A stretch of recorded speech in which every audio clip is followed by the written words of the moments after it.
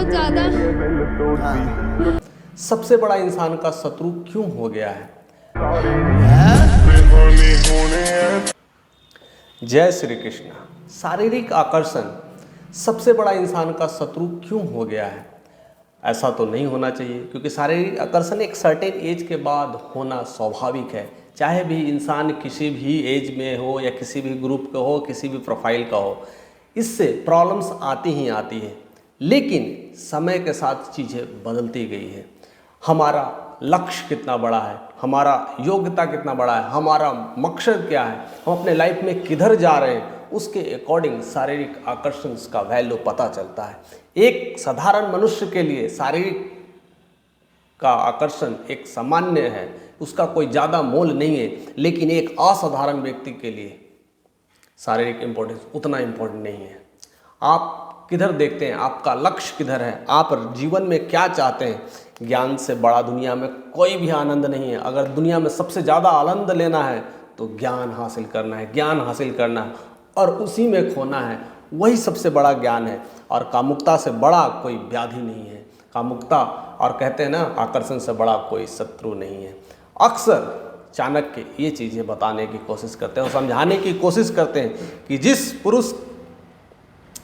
पुरुष के अंदर कामुकता अगर डेवलप हो, जिस पुरुष के अंदर कहते हैं ना आकर्षण डेवलप हो, जिस पुरुष के अंदर प्रेम डेवलप हो, उसके जीवन का लक्ष्य छोटा ही रहता है, बहुत बड़ा नहीं रहता है। इसलिए हमेशा छोटे लोग या साधारण लोग ही कामुकता, आकर्षण और प्यार में पड़े रहते हैं और बाद में जीवन भर उसी का रोना लोते हैं।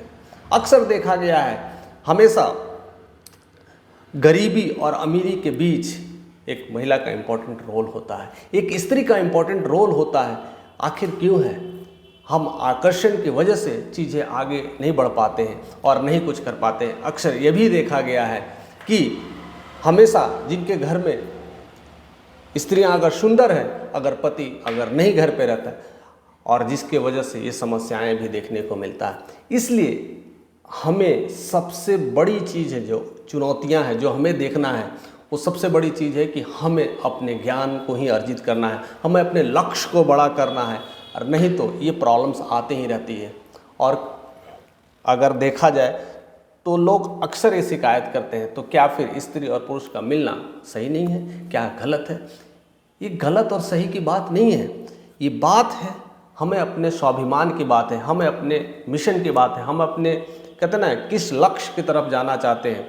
हर चीज़ की एक रोल होती है, या भगवत गीता में भी ये बातें की गई है कि स्त्री और पुरुष का इम्पोर्टेंस क्या है। एक वंश को क्रिएट करना, एक नया कहते हैं ना ज्योतिर इंसान को क्रिएट करना, एक नया कामुकता से भरे और कर्मठ व्यक्ति को लाना संसार में सबसे बड़ा बात होती है। इसलिए उस पर्पस के हिसाब से हमें आगे बढ़ना चाहिए, नहीं तो इस कामुकता के चक्कर में इंसान आगे ना बढ़ पाता है, ना कर पाता है। तो अक्सर ज़्यादातर ये क्वेश्चंस हमेशा पूछा करते थे चंद्रगुप्त, क्योंकि जब वो छोटे थे तो उनमें वो कामुकता डेवलप नहीं थी, वो आकर्षण डेवलप नहीं था, वो प्यार डेवलप नहीं था। तब तक वो अपने मिशन पे, विजन पे लगे रहते थे, काम करे रहते थे। लेकिन जैसे जैसे एज बड़ा हुआ तो कहीं ना कहीं उनका जो प्यार था धनानंद की बेटी के साथ उभरता गया और बढ़ता गया। इसकी वजह से उनका जो लक्ष्य कहीं ना कहीं पीछे पड़ जाता था, कहीं ना कहीं उनका मिशन पीछे पड़ जाता था। तब उनकी व्याधि बढ़ती ही गई। तब वहाँ पर एक चाणक्य थे जिनकी सहारा थे, एक चाणक्य थे जो ऐसे गुरु थे जो उनको उस मार्ग से उठा के लाए और कहते हैं कि तुम्हारा जो सपना है वह अखंड भारत का है, तुम्हारा जो सोच है पूरे भारत का निर्माण करने के लिए, इसलिए एक स्त्री के लिए कामुक और प्रेम अभी तुम्हारे लिए सही नहीं है। समय आएगा, चीज़ें बदलेगी और सारी चीज़ें आपकी सेवाएं के लिए ऐसे ही प्रस्तुत होगी। तो इसलिए अपने मिशन पे काम करें, अपने लक्ष्य को बड़ा रखें और कोई भी कार्य करना है तो उसके लिए पूरी तरह से जी जान लगा दें, क्योंकि जीवन में सबसे बड़ा लक्ष्य जिनका है वो कभी भी इन चक्रों में ना पड़ते हैं। कामुकता, आकर्षण और प्यार अच्छी चीज़ है और होना भी चाहिए, लेकिन आपका मिशन कितना बड़ा है, आपका जीवन में उद्देश्य कितना बड़ा है। अगर उस उद्देश्य से करते हैं और आगे बढ़ते हैं तो आपके लिए चाणक्य की यह नीति आपको हमेशा प्रभावित करती रहेगी और आगे बढ़ने में हेल्प करेगी।